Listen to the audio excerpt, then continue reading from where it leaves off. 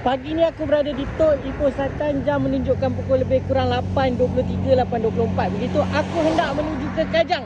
Tapi aku lewat sikit sebab aku berhenti isi minyak tadi dekat Shell. Aku hendak menuju ke Simpang Balak Kajang untuk hantar madu keluluk kepada pelanggan regular aku. Boleh kata dia ni setiap bulan akan order madu keluluk dengan aku. Sebelum bergerak, nasib baik aku perasan aku punya barang ni longgar. Nasib bawa spana, jadi kita ketat je lah. Spana 12 dengan 14 ni wajib aku bawa. Aku stop area tapah, top up minyak sekejap.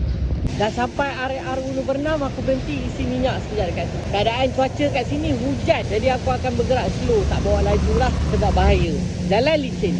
Alhamdulillah aku dah sampai Sungai Buloh. Aku berhenti isi minyak sekejap dekat sini. Jam pukul 10.30 lebih kurang. Aku jumpa brother ni. Brother ni baik, nama dia Rizwan. Memang mantap. Hidup ni terlampau random. Hati-hati Rai ya. Isi minyak pun dah selesai, jadi aku nak menuju ke Kajang. Jam dekat pukul 11, aku dah sampai dah dekat Simpang Balak. Aku nak masuk ke dalam ni dan hantar terus madu keluluk.